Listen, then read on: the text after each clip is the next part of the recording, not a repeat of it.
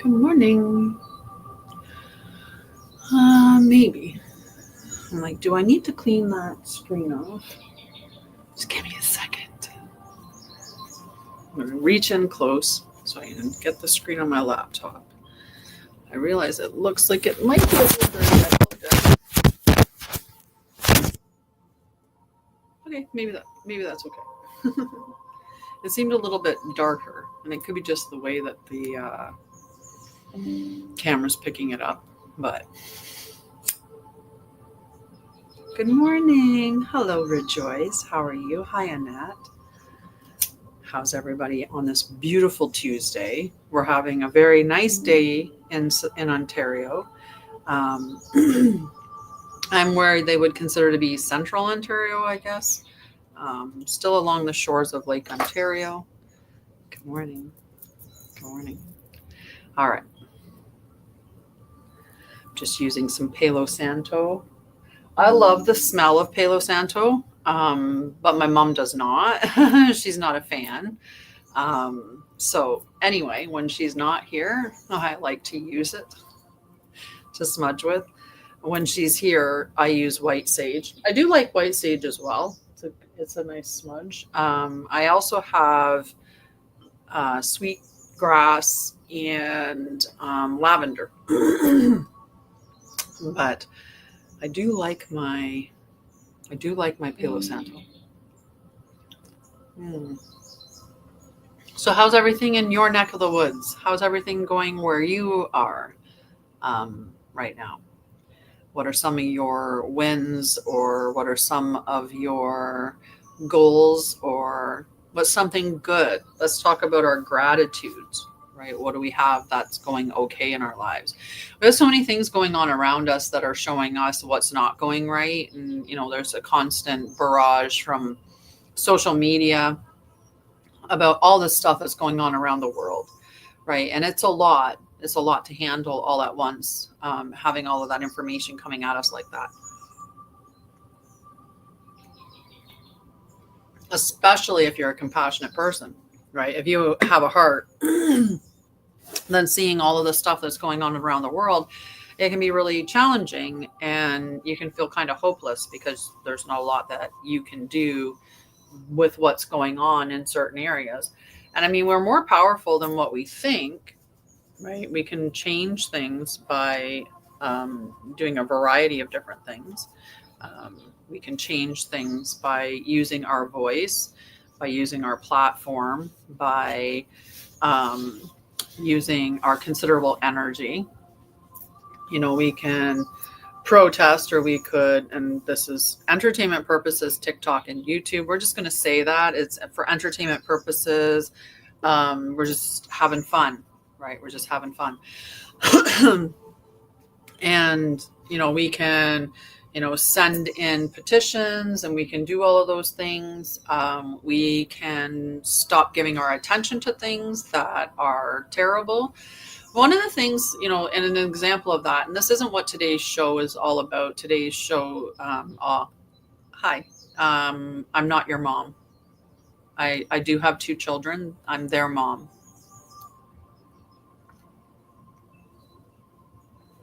Appreciate you. So yeah, the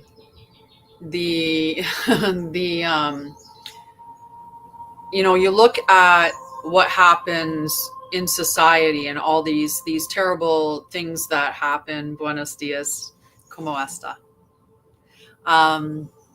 You look at all these things that are going on around the world, and I remember like a while ago, hi Chief Buffalo, when like Woody Allen started dating his adopted daughter.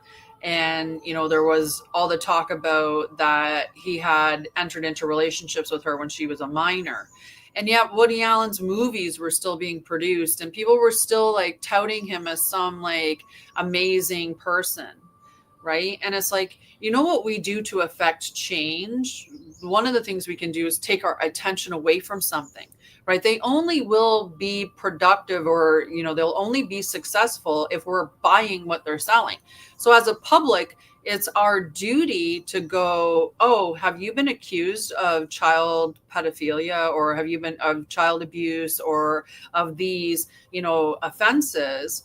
I'm not going to give you my attention anymore. And if the attention that you're seeking from me is something monetarily, well, then I'm not going to buy your stuff.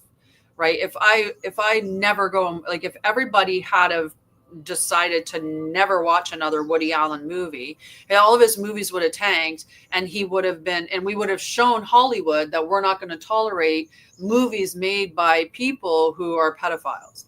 And we're sure the hell not going to give them awards for their work when they never suffered any consequences for what they did, right? Like when you look at what's going on in the world right now with P. Diddy, right? Like how many people still use his music, right? How many people still are watching things that, I don't know, any one of them that's being called out on it, right? Everybody in the trial, everybody that's been claimed that was at the freak-offs, the Epstein list came out. There's been a bunch of names on it, right? Like Tom Hanks and I don't know, Obama. Many other people are on there. So why are we giving anybody attention who's been named out and called out as a pedophile? Right? Like, why are we still buying their stuff? Like, do we like literally care so little that we just brush it off and whatever, and still allow them to be successful and have money because we just can't stop buying certain things or listening to certain things or watching certain things? Are we that weak as a species that we can't make those ethical choices? Like, I don't watch TV. If somebody was to say, there's a movie called Cloud Atlas, and the movie's an amazing movie. It's got a great storyline. What it shows, like it's great. I can't watch it because Tom Hanks is in it. I refuse to watch anything that man is in, because that's me supporting the individual in its entirety. And I won't allow someone to profit who has been called out as a pedophile. And the one thing that I have is my attention, my awareness, my attention. My money is my buying power, and what I watch is my buying power. So I'm just not going to watch those things. So that's how you make change as one person, right? And it just takes one. In Canada, there's kind of a little bit of a joke right now because we just had our election amid a bunch of scandal about all these voter stuff that's gone on that's been completely wrong. Boxes not properly sealed, boxes being taken home, votes missing, votes not counting, voter or like the election people taking boxes of votes to their homes, election results being declared before people even receive the votes to start counting them. Now there's some spaces where they've started doing recounts, and there was the one party was ahead by 140 votes. So when it's less than a certain margin, they do a recount. So in this recount, the person that was ahead by 140, all of a sudden they found 11 additional votes. They changed, 60 some of them, they changed, or they decided to all of these things. Anyway, there ended up being 74 changes in the voting, and that somehow made the Liberal Party win by one vote. So when you think that one vote doesn't matter, that's an example of where it kind of would, if it was true. I mean, I doubt the validity of that, how it went from 140 ahead to now the other one ahead after finding 74 votes, or like I don't know, 7 changes of 74 votes. Like that's the math's not mathing. But our awareness is our power, right? And our buying power is what either allows people to keep being successful or not, right? If everybody just boycotted anything that, say, Bill Gates produces or sells, right? If we boycotted everything that boy's doing, like, what do you think that message is going to be sending? Right? It's sending a pretty loud and clear message. And that's what we're supposed to do as sovereign beings, right? We have to send our message the way that we can. No, we're not going to tolerate those things. Okay, so today we're going to talk about solar stuff. Today, our episode is actually the solar codes of truth. So it's all about recalibrating the will and inner fire. So this is about grabbing your sovereignty, right? You're the fire, you're the command, you are the truth. So I have both TikTok and YouTube going, and I do have some show notes, so I keep myself on track with everything that we want to cover today. So let's get started. My ramblings, right? Just entertainment purposes, TikTok and YouTube. Just entertainment purposes. Okay, so welcome. Today we're going to journey into the temple of your inner flame, to your center, right? That's the will center, the core spark, the solar throne. I'm glad to see you as well, Morichi. The solar code. This is the throne that governs your ability to act, to lead, and to choose. So this is all about your sovereignty, and this is about your strength and your will and your power, right? So in many timelines, the will was hijacked by fear, right? Distorted obedience and or false humility, right? Where we act in such a way, or we have such beliefs that it holds us back from what we're meant to do, or from having sovereignty at all, right? Think about how much making us afraid of things in the world has kept you living smaller than what you would have.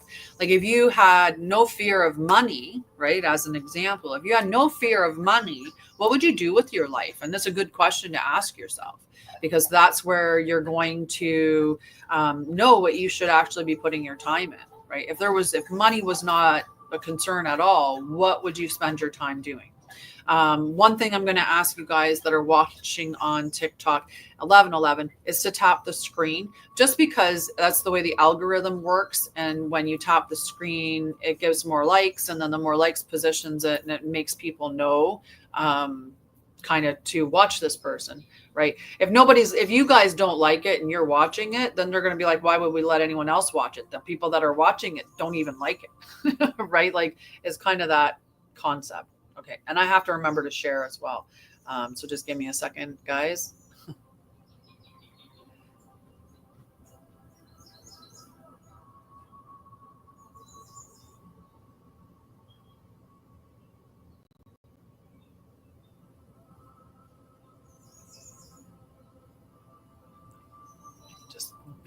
I'm sharing. Sharing is caring, right?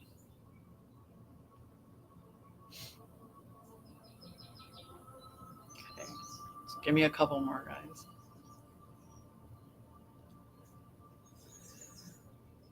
That was interesting. The pictures were switched.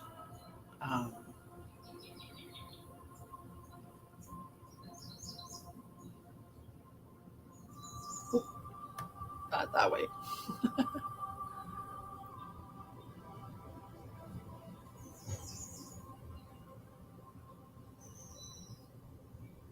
There we are. All right, last grouping. I don't know if they could actually make it easier, like if they could do something to make this system better in any way. I don't know, for sharing it out to people. It is what it is. It is what it is. So hello, please say hello or like the live and comment. How are you today? Hello. Thank you for following me. Okay, so we're talking about solar codes. Like this is your willpower. This is that solar sun that drives you, your sovereignty as well.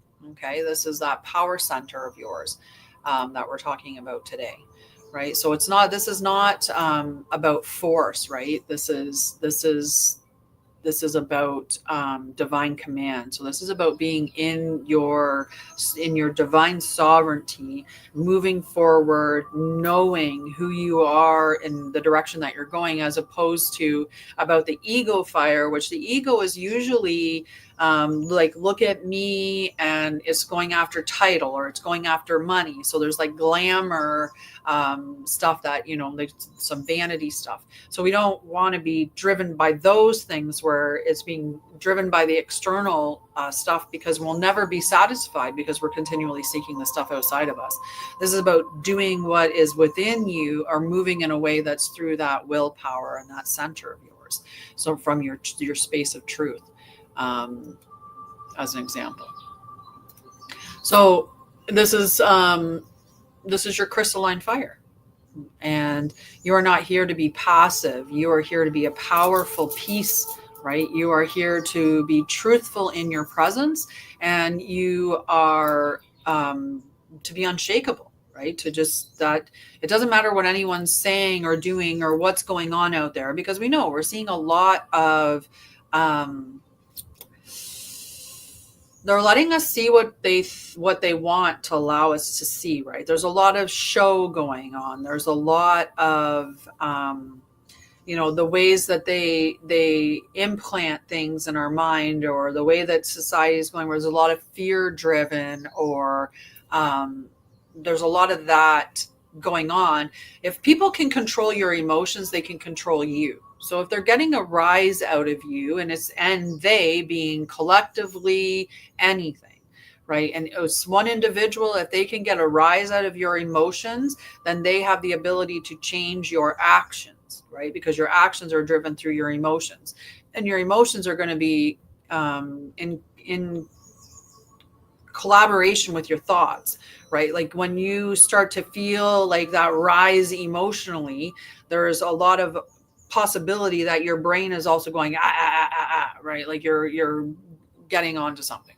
So let's say somebody in your family who like tends to bully you or something, and when you go around them, you get like right? So because they can have that effect on your emotions, they can change your actions. They can control what you're doing because of that ability to do that. And when they affect you, like I said, it's not just your emotions. Your thoughts are going to be going like, oh my God, like this person, or you'll beat yourself up, right? Like it's either an external expression or the internal expression, depending on what your traumas are and the way that you move through it. Hello, Rabaloo. Rabaloo. So we're gonna get the fire going today, getting you aligned with your truth. Okay, so that's what we're gonna do. So we're gonna do the solar breath practice to activate your will center, and we're gonna do this either sitting tall, like with your back nice and tall, or sitting, or standing tall. If you're sitting like I am, perfect. Just make sure that you're sitting nice and upright. You're not like late like doing that, right? Like just sit yourself up nice and tall, and you're going to put your hands on your solar plexus, so just below your rib cage and above your belly button. If you're holding your hands in that space, that's where you're going to find your solar plexus, although it's like central within your body. So we're going to put our hands there, and the way that we're going to breathe is we're going to inhale through our nose for a count of 4. And as we're inhaling, we're going to draw that solar light in. We're going to hold for 2 counts of breath. That's where we're gathering that energy. And then we're going to exhale sharply through the mouth for a count of 6. Okay, so when we're exhaling sharply through the mouth, it ends up being like this. So we're going to do 6 of those. So that's the solar breath. And fire breathing is what this is known as. So if you have like blood pressure problems, or you're being seen by a physician, hello, Miss M. If you're being seen by a physician for any reason, maybe don't necessarily do this type of breathing. Just inhale for 4, hold for 2, and then exhale nice and slowly until you talk to them about fire breathing. Hello, Nurse Linz. Sorry, I got an itch, and I'm going to have a little sippy of tea. So we're going to do this breathing pattern. Okay. Hi, Shelby Boo. How are you, love? Okay. So we're sitting or standing tall. We're putting our hands over our solar plexus. We're inhaling through our nose for a count of 4, seeing solar light coming in from above. So really harnessing the light of the sun. We're going to hold for 2 counts to gather that energy, and then we're going to exhale sharply for 6. Okay, so just 6 times. All right, you got it? Ready? Let's go. Okay, let's do this. We'll do 3 to 5. We'll see how we're feeling after 3, and then maybe we'll do 5. Okay, so the other thing. Oh, wait. There's another thing. We've got to add some other thing on it. Okay. No, I'm just kidding. We will as we go. Let's start with this. All right. Inhale. Hold for 2. Exhale sharply. Okay. Inhale. Hold. Exhale. Inhale, drawing that solar light in. Hold, gathering. Exhale sharply, releasing. We're going to do 2 more of those. Inhale, drawing that solar light in. Holding to gather it. Exhaling. 1 more. Inhaling for 4. Holding and exhaling. And there we go. Hi, Alex. How are you?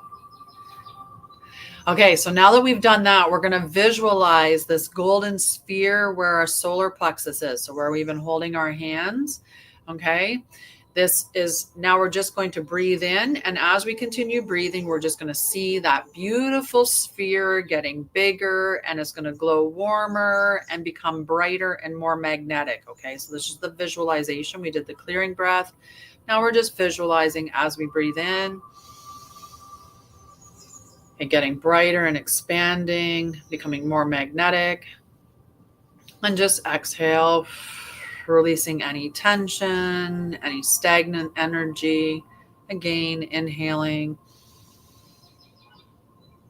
And this isn't a big, breath where we're, making ourselves inhale as much as we possibly can. We're doing a nice, gentle inhale where we are engaging our tummy, and a nice gentle exhale, but we're not, doing anything forced or extensive. Okay, we just want to make sure that we're still engaging our stomach. Inhaling, seeing it grow bigger and brighter and more magnetic. See yourself just surrounded in this beautiful golden sphere.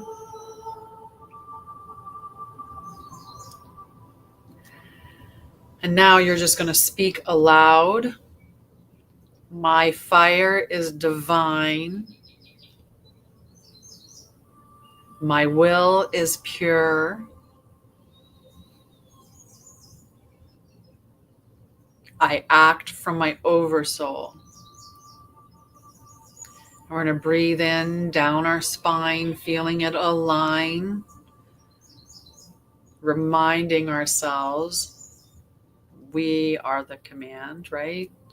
Remembering your internal command. You're the one that's the sovereign being. You make the choice. You make the decision. It's your will.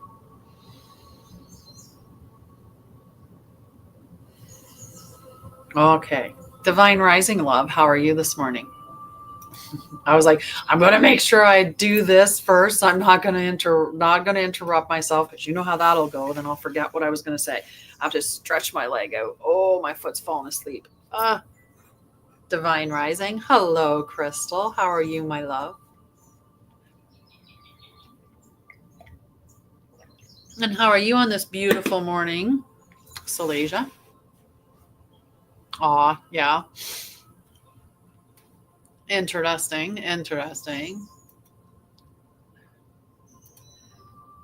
That sucks. Alrighty, so our core teachings is from suppressed will to sacred command.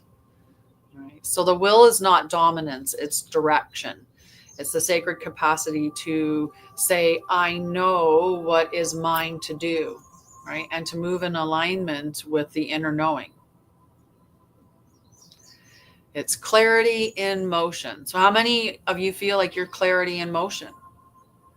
Right? Where do you feel that you're making all of those decisions from that space? I call it, it's like it's like having a motor in there instead. In this motor, you're just moving in the direction of, like, you're just doing the things that you're meant to do. There's no force there. You're just powered directly towards it. You don't have to push yourself to do it. You're just doing it. And nobody could come in and take you off your game or tell you that blue is red or anything. Like there's just no way that, because you're unshakable, right? This is I'm making the decisions that are in my autonomous space. So the solar plexus is the energetic seat of divine action, right? It's where we get that drive from. It's our will center. Now we can be driven towards the egoic stuff, right? So that's a disconnect from our heart and from our soul, and just allowing our solar plexus to just drive us in a direction that is external to us. So I'm doing this for money, or I'm doing this for title, or I'm doing this for acknowledgement, or there's some external force propelling your decision or your direction, and you're doing it for those reasons. And they're not always necessarily things that you would capture in a positive way, such as accomplishment, right? They could be things like, I'm doing this because I have to do this, because I need to survive. So there's that when we get into that lack space, and we're doing it out of that need, like that desperation, that's also being powered by something external to us. So we can be powered for money in the sense of wanting more and more and more, so that you can buy more, or because you think that you're so it elevates your ego, or you think you're worth more because you have more. There's that way that money can be an external force, but it can also be the external force is your money, in the sense of I have this, I have to have it because I'm not safe without it. And that's the way that society's structured, is to make us feel that we are in lack, that we feel like we're in lack, but we're actually not, right? And we drive through those fear-based things, because they keep us headed in that direction. So the solar plexus is the energetic seat of divine action, right? When aligned, it becomes a radiant compass. It's just taking you in the right direction, not for ego control, but for soul anchored conviction, right? So you're doing it because it's what you feel you want to do. You love doing it. If money wasn't an option,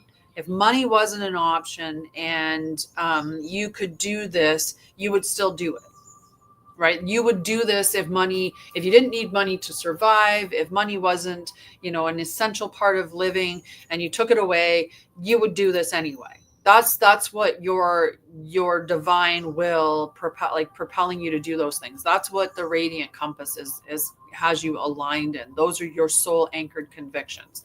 You're not being powered by anything external. You would do it regardless of change of circumstances outside of you. So when the solar plexus, when our inner fire is suppressed, right, then we experience indecision masked as politeness, right? We can't make a decision. I don't know what to do. And, there's oftentimes, well, I can't, I can't leave, because if I leave, what are they're going to be stuck. How are they going to replace me? Don't you worry, honey. No matter who you are. I was a top level executive, a part of a senior management team helping to run a hospital in long-term care. And I'm pretty sure they didn't bat an eyelash when I left my job. And I know this because I've kept in contact with people that are still there.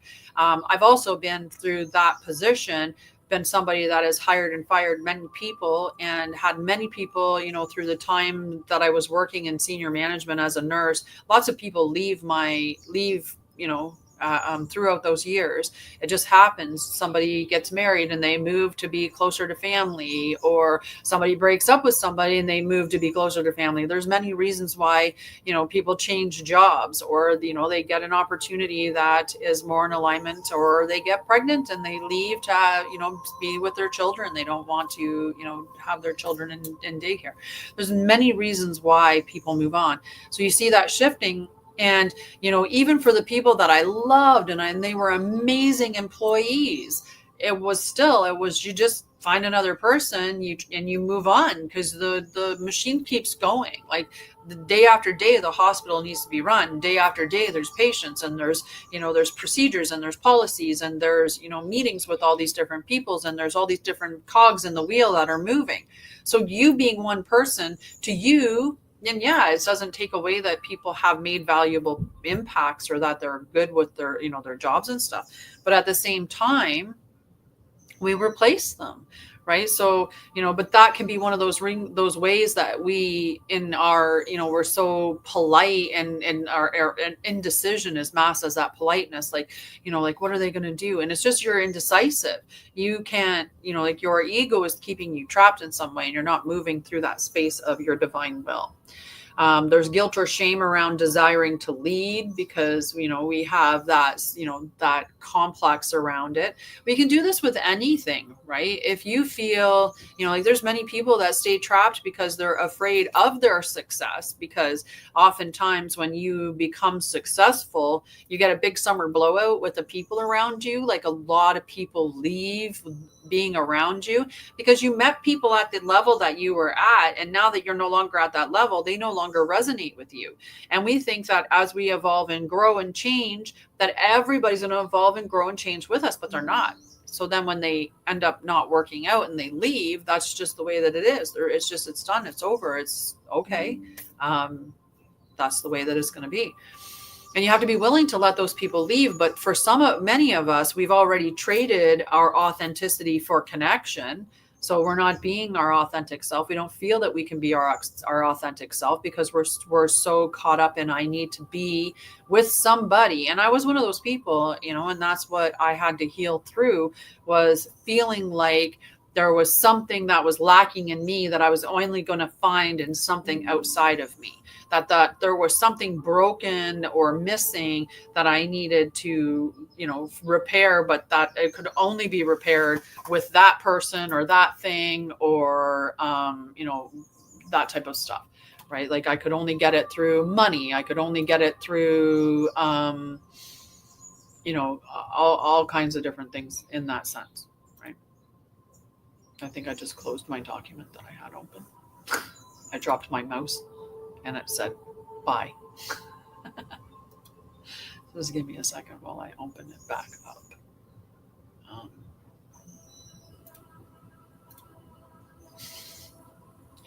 That's a tea break. That's what it is. It's a pause in the conversation, because it gives me the opportunity to have a tea break. And you guys can chatter in too. This is supposed to be a conversation with you guys. It's not just, as much as it's educational, there should be some back and forth. I love having conversation with you guys. I think I might put on a live coming up soon, and it'll just be an old-fashioned live where we're just going to do cards for the day. That'd be fun.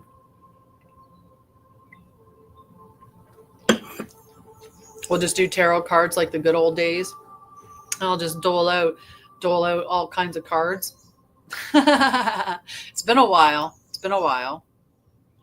Yeah, we'll have a tarot and tea day.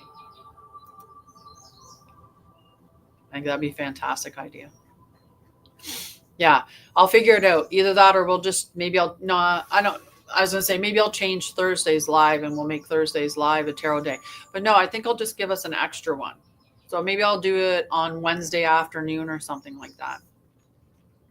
I'll figure out a time. I'll see. And we'll do that. All right. So we have guilt around leadership, right? So being in that who am I to lead, or sometimes we have that tied up, like, money's the root of all evil, right? So you might think to yourself, like, or we have all of these like viewpoints about the elite, because the elite have definitely not represented themselves in an appropriate way, right? Anybody that hoards wealth, like hoards money while other people starve, there's, like, we can question the morals and ethics around that type of stuff as well, right? So the thing is that you need to remember that instead of being opposed to having riches, because you see people that have riches and how they, demonstrate that in a poor way, know that you wouldn't be that way. You would have, if you had riches, you would use them in a much better way. You wouldn't hoard wealth to be billions and billions of dollars that you can never actually ever spend in your lifetime, while other people are homeless, or while, children are being harmed. Like, you would use every bit of the money that you have to eradicate these things from the earth, because you have enough money to do so, right? So it would be like almost like your duty. So because we have these things tied up in that can make us opposed to it as well, right? Some of the underlying. So it's always good to look at what are your belief systems around all of this stuff. Some of us also have this inability to say no. We really have a hard time with that. I'm faced with that dilemma right now.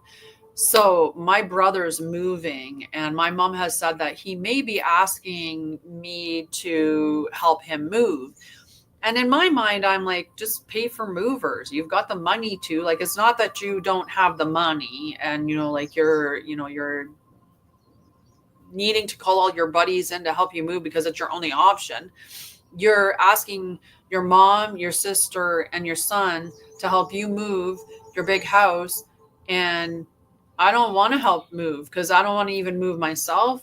I've moved over 60 times in my lifetime. I don't want to move if I don't have to. And I certainly don't want to move somebody else. So I have to say no because I don't want to do it. But you know how family is, right? And there's that, come on. And they'll even be that, I'll pay you or whatever. And it's like, yeah, but I still don't want to. If I wanted to be paid as a mover, I would be working as a mover, getting paid by a company and, in a T4 and, stuff like that. And I'd be like, yeah, let's do this. If you were in a position where you needed the help because you didn't have any other choice, that's when I'd be more inclined to be like, okay, I'll help you because you don't have another way, right? But when you're financially capable of hiring, just hire movers. That's what they're there for. Like, right? Like, just do it. So anyway, I have to say no. Some of us can't do that. We can't say no because, at the end of saying no, we're worried about there's an abandonment thing, right? And oftentimes it's tied in that abandonment or rejection, right? So for us to say no to somebody, we feel like we're rejecting someone, and that makes us feel uncomfortable because we don't want to be rejected. And, maybe we have some rejection sensitive dysmorphia.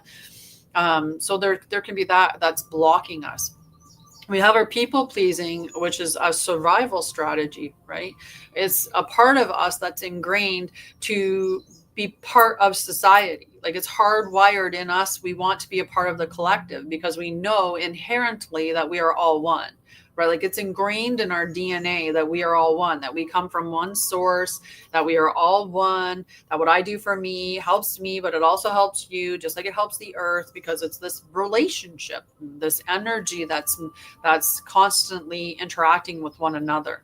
And so we want that connection that we had before we became individuals and seeding into these bodies, right? So we're looking to have that connection back.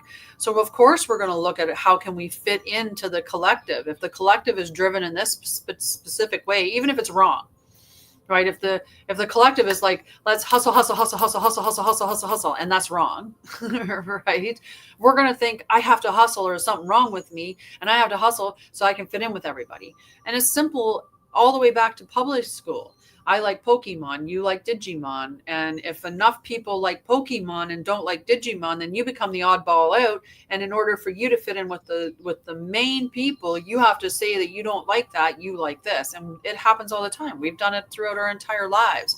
Pretended that we liked things that we didn't really like because we wanted to fit in.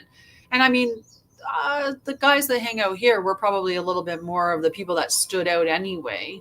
And we were like, I don't want to be like everybody else. And that's your saving grace, right? Is that fearlessness of, I don't have to be like everybody else. But that people pleasing as a survival tactic is why we continue to step out of the alignment for ourselves, being driven by our soul, and go into ego and looking for connection and, all those other things. And there's also the fluctuating motivation or purpose, right? And our motivation can fluctuate. And sometimes, this is where structure and flow is important. If you're motivated, you're going to flow and allow yourself to flow wherever you are. If you get up in the morning and like me, let's say, Monday, I don't have anything booked. Monday is a day where I can take calls and stuff, but I didn't have anything booked. And it's a free day in the sense of I don't have a live scheduled. I don't have education scheduled. So on Monday, I can flow. So if I got up on Monday and I have to write this book. This book is in my head. I have to write it down. Then I'm going to sit down and write that book. I'm not going to force myself to go do content creation because it's I booked in my schedule. It's 11 a.m. It's time to go do that. I'm going to go do content creation and force myself to go and do that when my body's going, oh my God, this book, like oh my God, it's just the words are just right. I want to get in and flow into that space. But you also have to have structure. So you have to have the ability to have blocks of time saying, I've got to do this because these things need to be done, right? And you have to be able to put yourself in that space and say, like, sometimes motivation comes after you begin doing it. Sometimes we're not motivated every single day necessarily to work out. Like, my son's a person who loves working out. He knows it's a part of his mental health as well as his physical health. Plus he has goals that he wants to achieve with his physical fitness. So it's very important to him, but he's not motivated every day to do it. There's days when he gets up and he has to force himself to go to the gym. That's the structure part, right? Where you're saying, I've got to continue with this because I need consistency. There's also times when he doesn't force himself and he recognizes that that's a time when I need to have a break.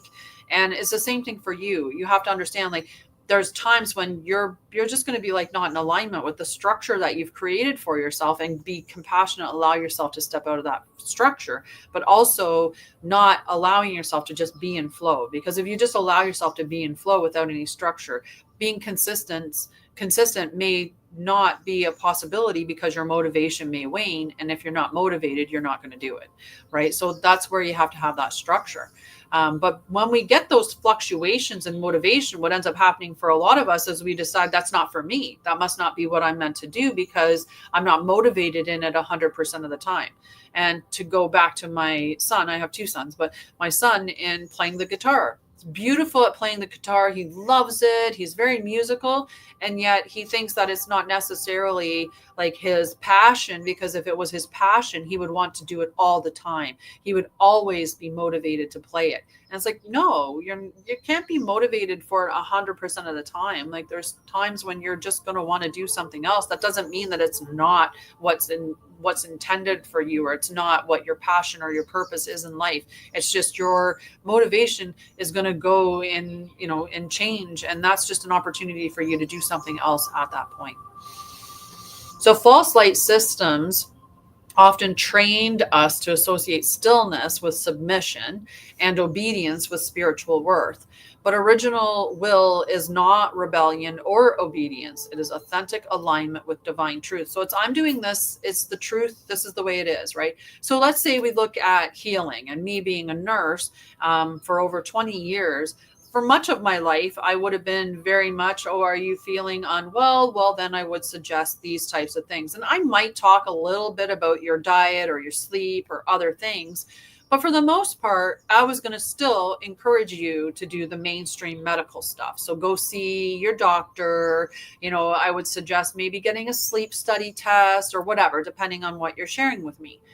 Right. I would definitely suggest go get labs or, get x-ray or MRI. I would have definitely suggested diagnostic testing for whatever you're experiencing, unless I knew what it was. And that was, it's not the right way to do it. Right. And because it's just not. Now I wouldn't suggest somebody do that. I would go through a variety of different things. And nobody could tell me that you have to go and take a medication and I'm going to go, okay. And like, you can't go back. I wouldn't submit to that kind of, to that concept. I wouldn't determine, okay, you can change what I know now, because I know what I know, and I know who I am, and I know what I'm passionate about, and so society can't change my mind anymore. That's what ends up happening when you start to know who you are and you start to flow from that space of your authenticity and your solid knowing, right? When your solar codes are activated.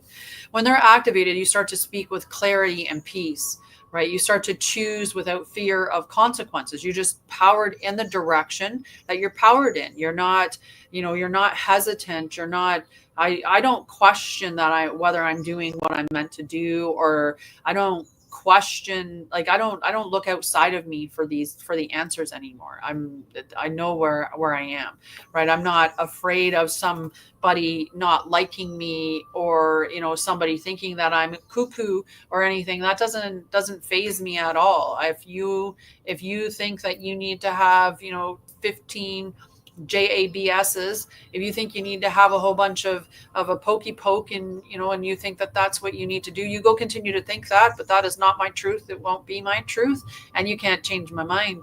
And I'm not afraid of any of the consequences that you're saying that's going to push me in that direction, right? As an example.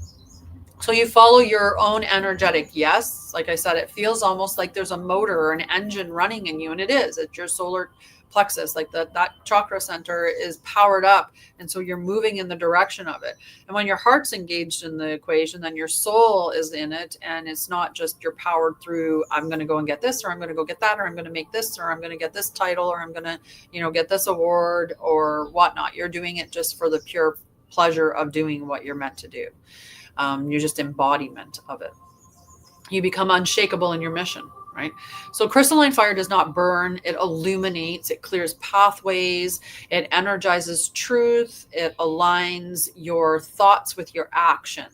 And you are here to carry that solar code authority. So you're meant to be in that authority, a will that flows from your oversoul, not from programming, right? We don't want to be using the programming. Hello, say hello, guys, and like the live, please. I appreciate you. It's meant to be conversation as well as learning and doing practical stuff during the episodes. Good time for a tea break. So how many of you feel like you're in that space, that you're doing what you were meant to do, that you feel like you are powered by your will, like you're just doing it, right? You know that this is the direction that you meant to go in.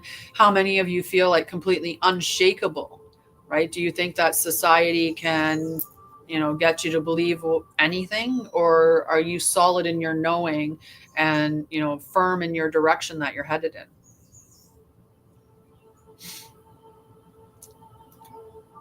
Mayuma, hello, my love.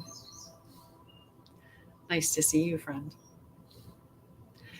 All right, so we've got a movement practice that we're going to do. And of course, it's hard for me to do this movement practice because I am set at a position that I really can't do it, right?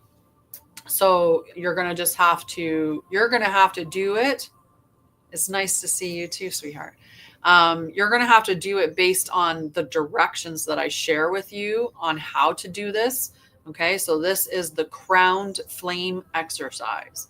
And you're going to want to stand tall for this one. Like I said, I can't do that because if I stand tall, then you're going to be staring pretty much at my knees. And we don't need to look at the bottom of my skirt or my knees. TT. So we're going to stand tall, your feet hip width apart. You're going to inhale, drawing your arms overhead, forming a triangle with your hands. Okay. You're going to exhale, bringing your hands down to your solar plexus. So that spot right between your rib cage and your navel, right? You're going to repeat in, inhale, and exhale. And you're going to do it a third time. Inhale and exhale. Now you're going to begin to circle your torso clockwise and then counterclockwise. Okay. Good morning, Craig. Feeling your solar center spiral and open. And place both hands on your belly and speak, I do not dim my light. I am the voice of sacred will. I ignite what is mine to do. Now, if you're in a good space to do so, you can stomp your feet, gently grounding them you could ground them into the earth if you can't stomp, right?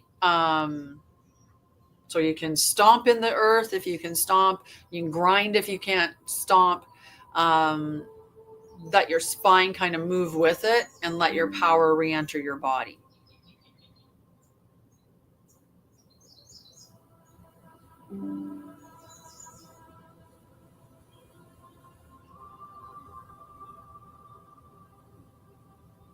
How does that feel?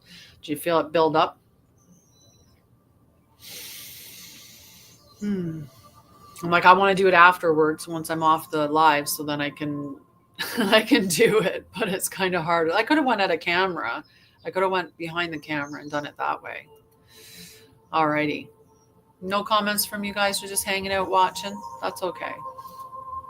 Alrighty, we're gonna look at some questions and answers about recalibrating the will. Okay, so why do I hesitate to act even when I know what's true? Hi, Flory. I'm very well. How are you? So one of the answer to that is that you may still be detoxing fear of being seen, punished, or rejected. This is common in star seeds and priest or priestess lineages. Your body needs to feel safe in truth again. So you might be carrying some like ancestral or past life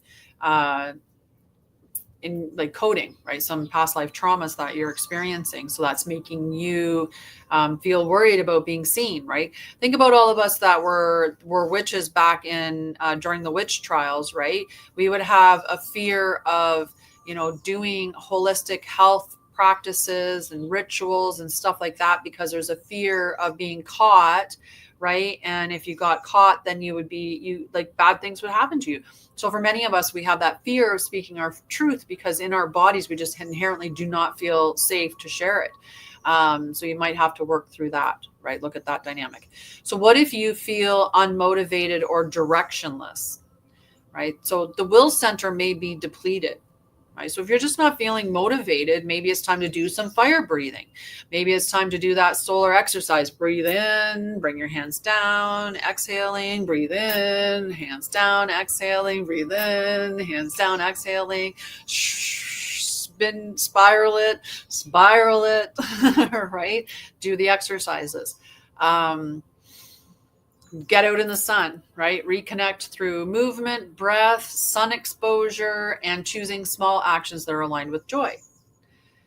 Don't wait for energy. Create it through motion. So sometimes it's time to just, on Sunday, I took the day completely off, and I do that very rarely. I'm always doing something because it's my soul-led stuff that I'm doing. So it doesn't feel like work.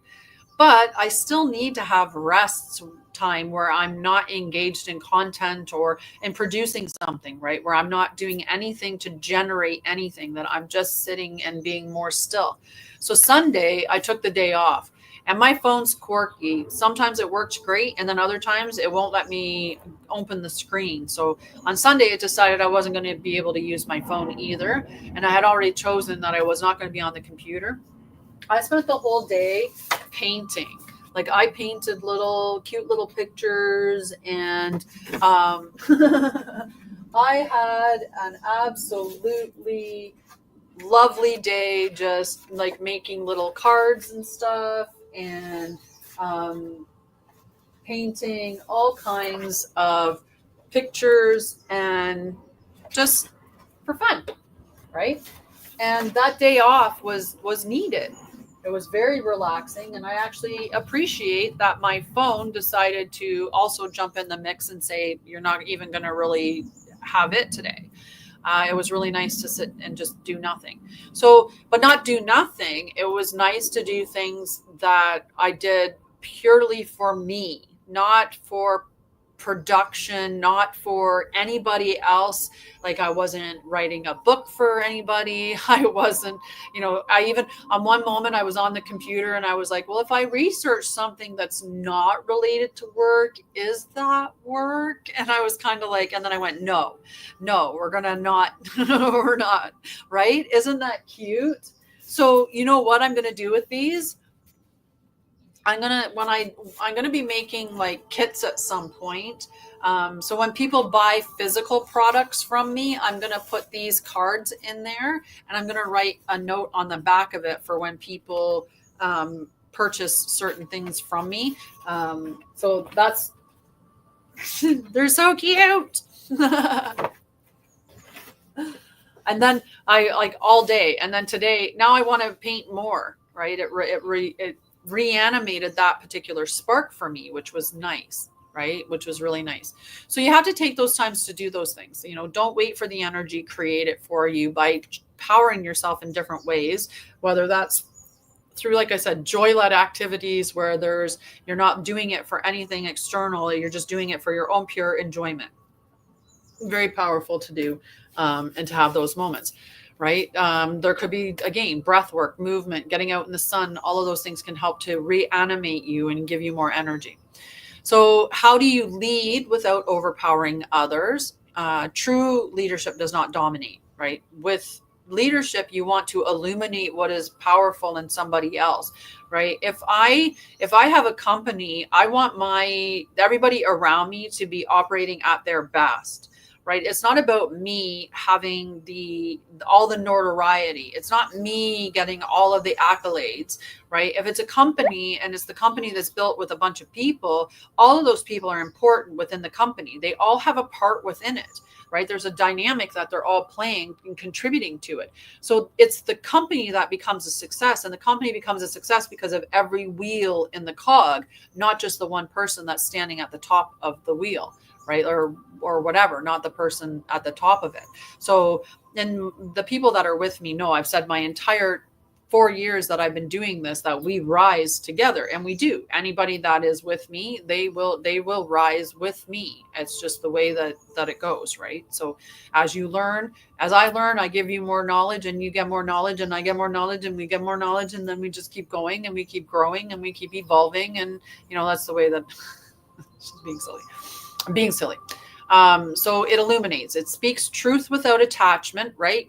Sometimes when we're leading, we get caught up in, like not hurting people's feelings and doing all of these different things, right?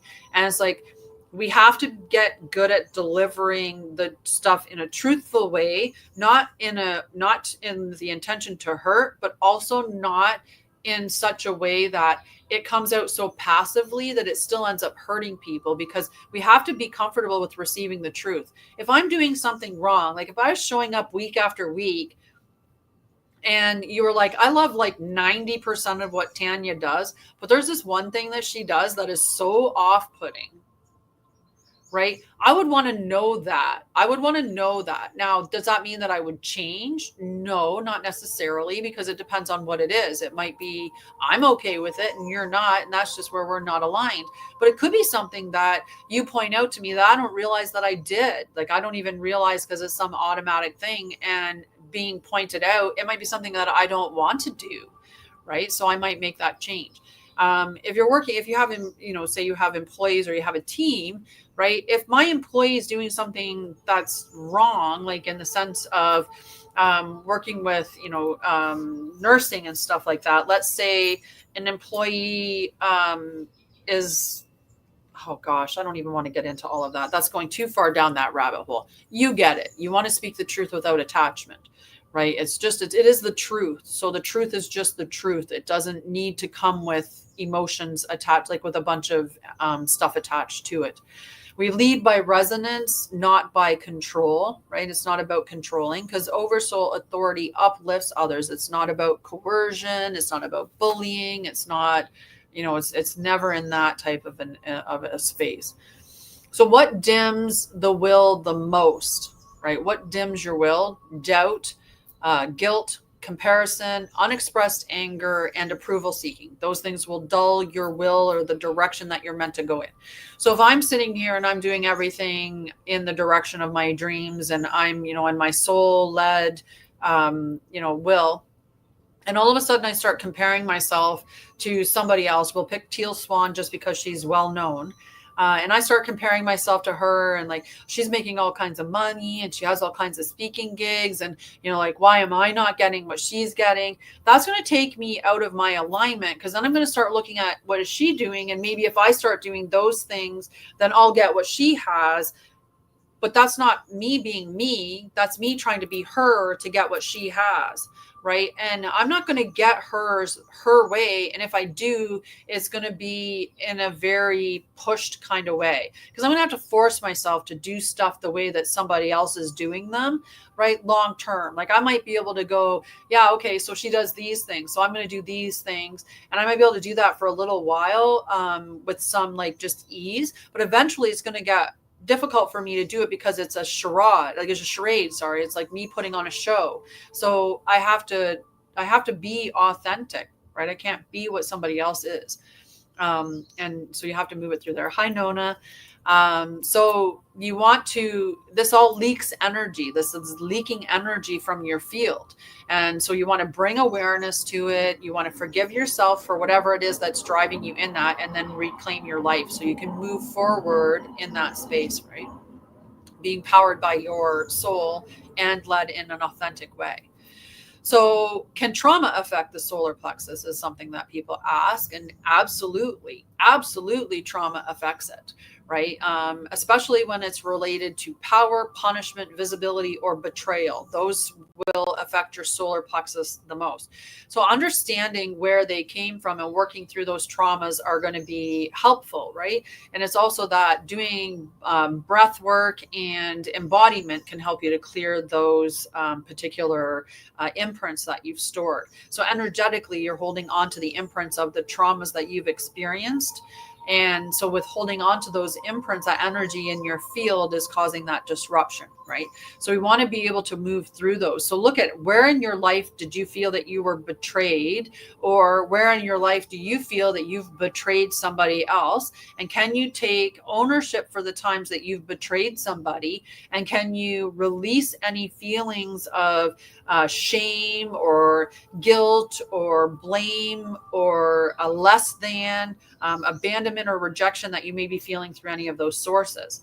Then you can look at like power. So where were there power dynamics? Well, many of us have power dynamics within our families where we've acquired trauma from our father, our mother, or older siblings, right? Especially if older siblings were very much like, I'm the boss of you because I'm the older sibling, so I get to tell you what to do. So we'll have a lot of power dynamic issues with that. I know that because I had those trauma-based stuff between my mom and my dad. I had a lot of trauma from my dad. I had a lot of trauma from my mom.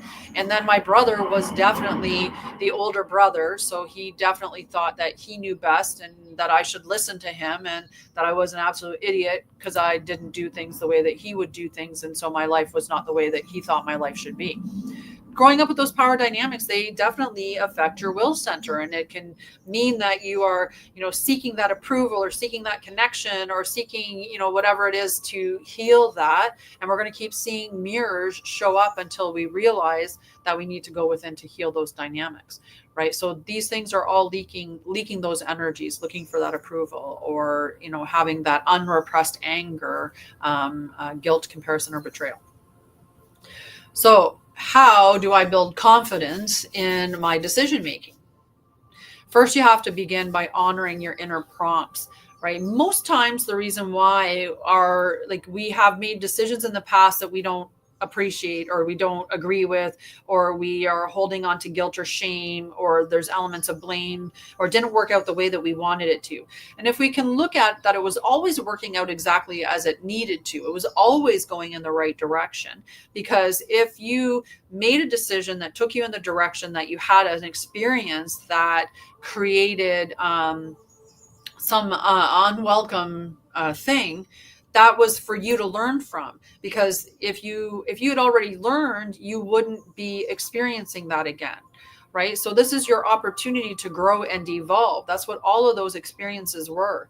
And most often before, we weren't making decisions from a sovereign place. We were making decisions from a victim space where we were usually giving our decision-making abilities to other people. So for me, that would have been going to my brother and asking, what should I do? How should I do this? How should I, what should I, how did I, and then taking what he's saying and going and doing it. When you do that, you're not doing what's in alignment for you, because it wasn't like I would bring it in and go, oh, that's what he would do. Now, what would I do? I would do this, or I would do that, or how does that align with my truth or who I am? And if it didn't align, just move on, right? And so you didn't even make some of the decisions yourself. You gave up that ability because you didn't have that confidence. So understanding that, one, you made the decisions that you made the best that you could at the moment that you were, given all of the circumstances that you were dealing with at that time, that you were always trying to do your best. When it led to another lesson, that's because there was something more for you to learn from that particular experience. So if you started a company and it failed, and then you started another company and it's looking like it's going to fail, you're there because there was something that you were meant to learn from the first experience that you didn't learn, and you carrying it into the second experience. So it's going to show up until you learned whatever it is that you needed to learn. And it could very much be that you're pretending to be somebody else and you need to be your authentic self. And when you're doing that, the things that you're looking for will align with you. But instead, you're running off on the other, I'm going to do what this person's doing because I think I need to have these things external to me, or whatever the traumas are that are blocking you. So look at that. Those are some of the decisions. And then at some of the other decisions, they weren't even decisions that you made from that space, like I said, of sovereignty and of your inner awareness and doing what is really in alignment with you. All right. So why do I feel tired or heavy when I try to lead? And one of the reasons why you may be experiencing that is because you're carrying collective expectations, and it actually makes you feel weighted. I've talked a lot about this. When we take away our traumas, as we remove these things, right? As we remove toxins from our field, as we stop ingesting all of the negativities, as we stop eating the things that don't align with us, as we stop ingesting anything, toxins, clothing, skin lotion, shampoo, toothpaste, cooking on metal pans that are toxic. Like, there's so many ways that toxins enter into our world. But as you clear those from your system, you get lighter. Like, you actually feel lighter. Like, you can walk a little. Like, when I'm eating right, I feel like I'm like a gazelle. When I'm not eating right, I feel like an elephant. Like, I feel very heavy and weighted down, right? Same thing when I'm doing things that are in alignment with me, I feel open and expansive and expressive and light and airy. But when I'm doing things that I'm doing because I feel like I have to do those, but I don't want to do those, it's not in alignment with me, I'm just doing it because, I feel very heavy and weighted doing those things. Right? So this is you paying attention to your energy body and how it's shifting in response to the people and the energies and the things around you, and eliminating the toxins as much as possible, whether those toxins are coming from lotions or food, TV, movies, music. Music is terrible. And not collected, like all of music, to be fair, not all of music, but there's a lot of music that's terrible. As you're speaking, you're reaffirming it over and over, especially when you're looking at the chorus. So we have all of these degrading songs that we sing, right? And like WAP coming out, right? Or, all of these other things. Like, when we're singing, especially rap music has a lot of stuff that's very derogatory towards women. So if you're a woman and you're sitting there singing it and you're like, oh, I'm, she's a freaking hoe or whatever, right? Like, you're seeding that into your environment, that energy, that negative energy into your environment. So it's important to cleanse those things in whatever area that you're bringing the negativity or that disruptive energy into your life, right? So when you feel tired or heavy, when you try to lead, it's carrying those burdens, but it's also carrying on to other things, like carrying other things as well, right? So these collective expectations or past burdens, as we clear those, we will actually feel lighter. And that makes you more energetically susceptible to knowing what is fluctuating with your energy, right? The more that you clear, the easier it is for you to go, whoa, that's not for me.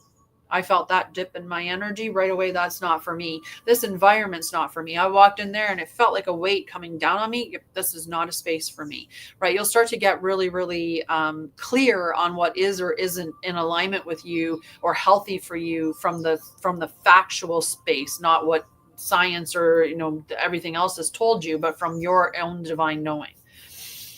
So you can clear the cords, though. You can clear the cords of that have you tied to these past collective expectations or your past life burdens around leadership.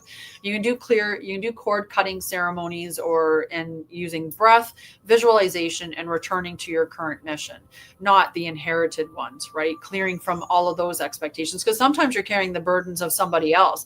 Like say your ancestors signed up for like a little stint with some poverty, or service for struggling, service with struggle and stuff like that.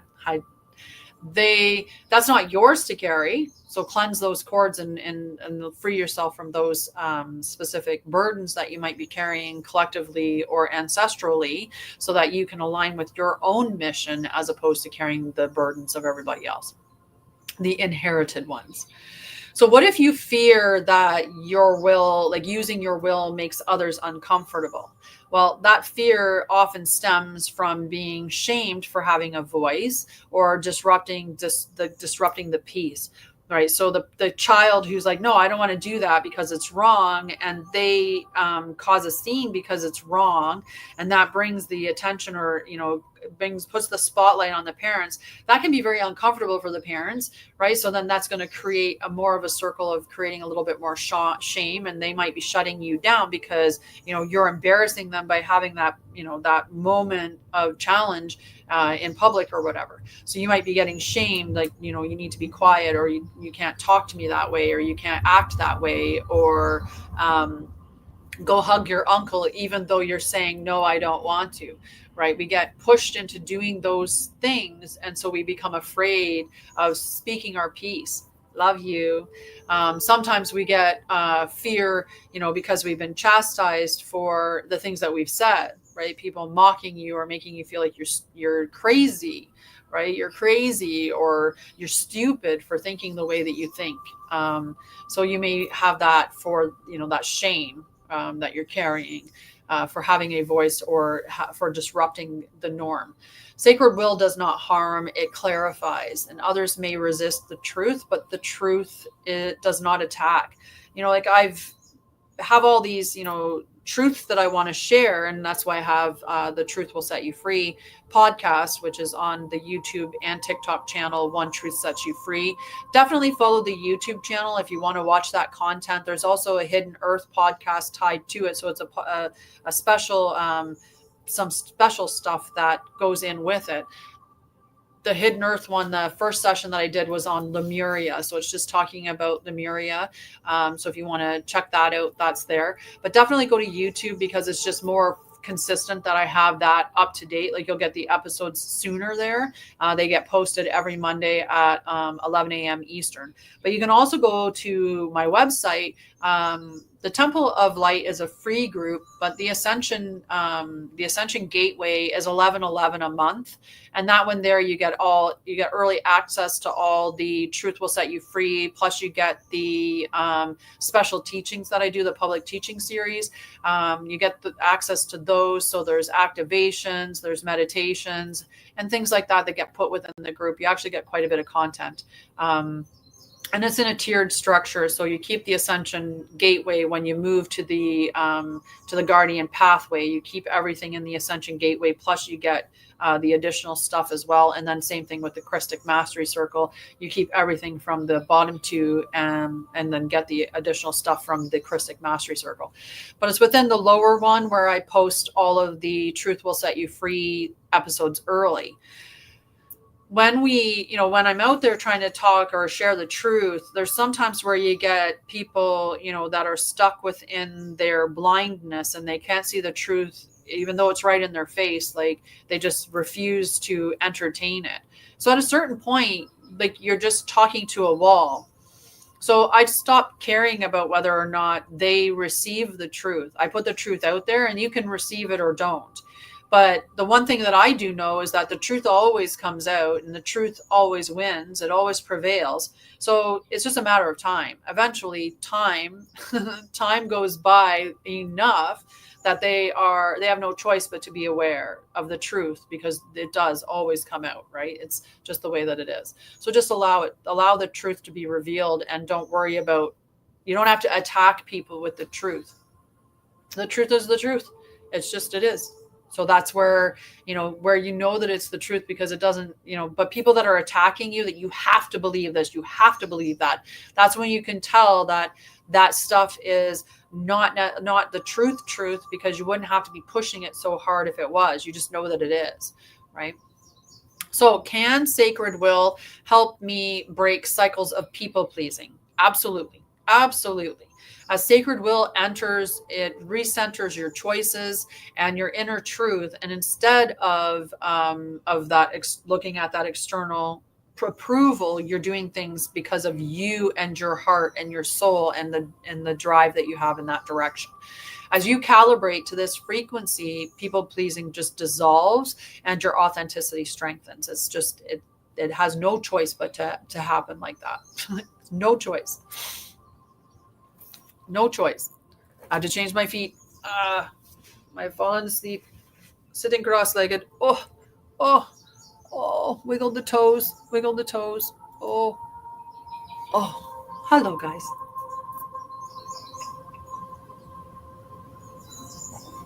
Oh, I have to finish that.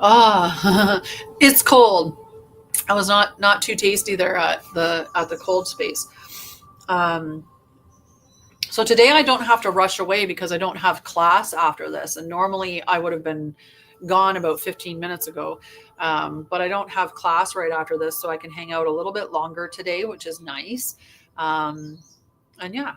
But I'm not going to stick around too much longer, because I'm going to go and do a bunch of other things, a whole bunch of other things that I like to do. But I'm going to give you guys some. So one, in that free group, the reason why I'm mentioning the free group, in that free group, every live, I put a little book that has journal prompts within it.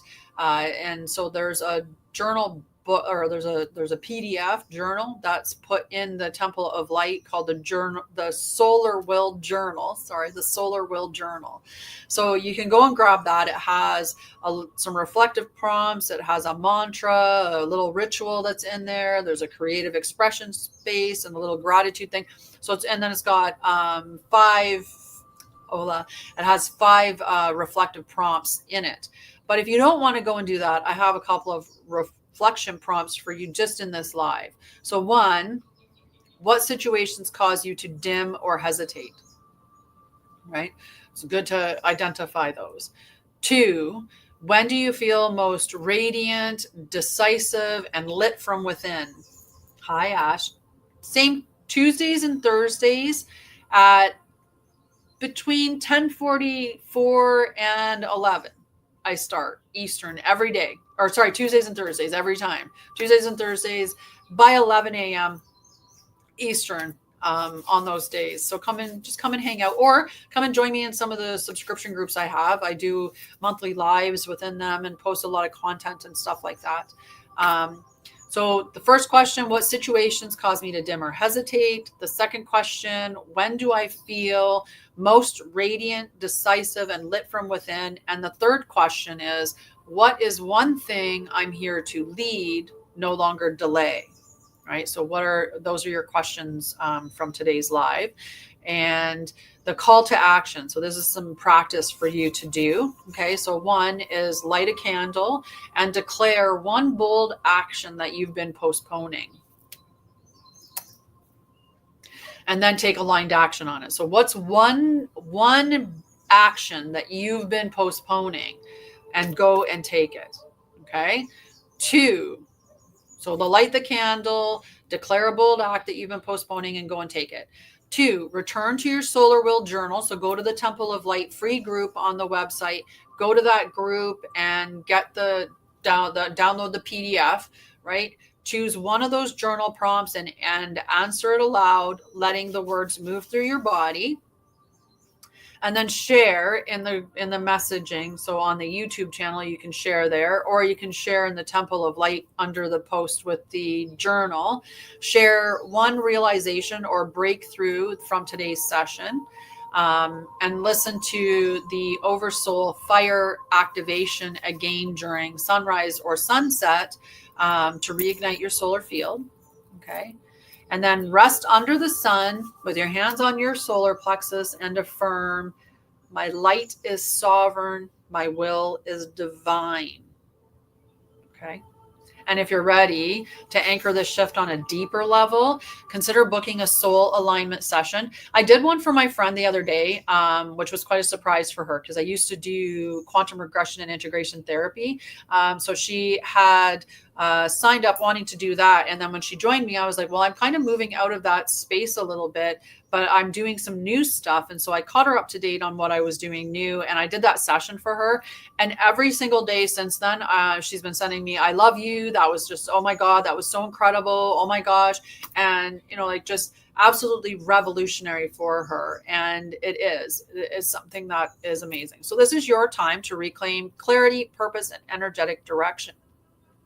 And with guidance that's tailored to your oversoul's path. It's kind of like the little message that I dropped Mayuma this morning as her dream. She shared a dream with me, which I just loved. And then I got a message from her oversoul that about what the dream was talking about. And so I shared that with her. And that's, you know, it's a special little thing to be shared.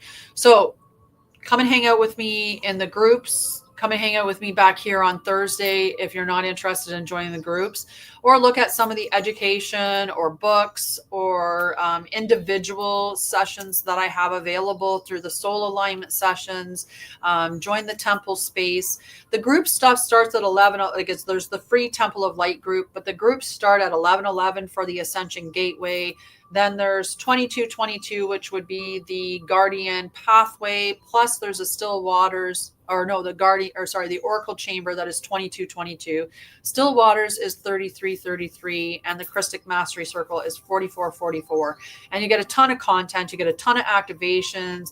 You know, I post a lot of like sound bites or activations, so you can just listen to it. There's some that are videos. I do lives in most of the groups get one live per month. Some more than that, where we're doing big activations or we're doing like grid work, depending on which group you're in. Some of the groups like the Christic Mastery Circle, every month you can send me a question and I will channel it through a variety of individuals. Lady Nada is somebody that I would check in with, Mary Magdalene. So you can send in a question and I will answer that question for you. I will channel it. So there's lots of stuff that's available there. Just go and check it out on Anshara'El.com. And otherwise, I will see you back here on Thursday. On Thursday, we are going to be talking about Light of the Mother Flame. We're going to reclaim our sacred nurturer and the return of original care. Okay, so we're going to the sacred and original nurturing and caring on Thursday's episode. So I look forward to seeing you there. I love you guys. Have a beautiful rest of your Tuesday, and definitely go and allow yourself to be allow your solar codes. There we go. Oh my goodness. I was like, solar plexus and codes was like having a mishmash in my mouth. I was having such a hard time saying. That was hilarious.